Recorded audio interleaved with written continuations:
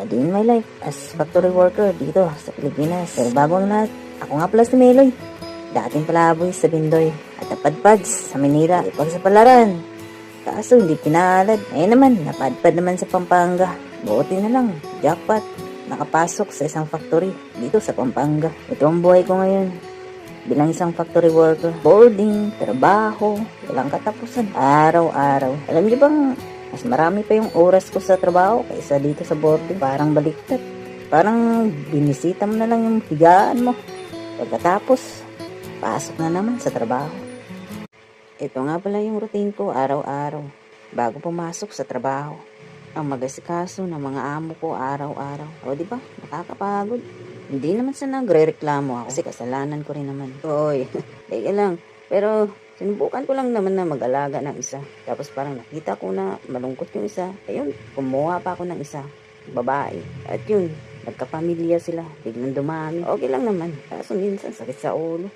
Ang gugulo nila. Sa oras na yun, maganda na nga ako ng makakain nila. Parang manahimik na itong mga to. Ginugulo ka palagi. Ay,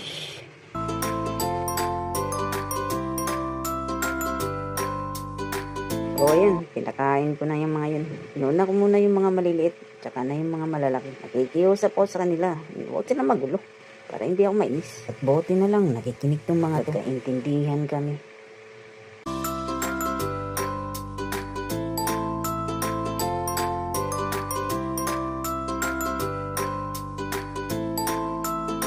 At pinakain ko na nga yung mga malalaki.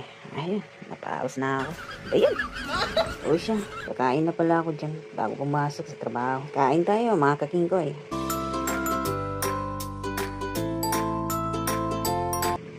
Oy, ano yan? Kahit kayo ng bakla ka. Skincare na nga pala ako dyan. Huwag niyo akong i-judge. Ganyan yung mga sekreto ng mga pogi. Lo, di ka pogi, tumboy. Nangarap ka na naman ng gising. Ayan, naka-uniform na nga tayo mga kakingkoy. Dito, naka-jacket na ako mga kakingkoy. Alis na tayo. Pero bago ang lahat, magsuot muna tayo ng vest. Pinaka-rules sa company na bilang mga riders. So siya, hanggang dito na lang muna. Bye!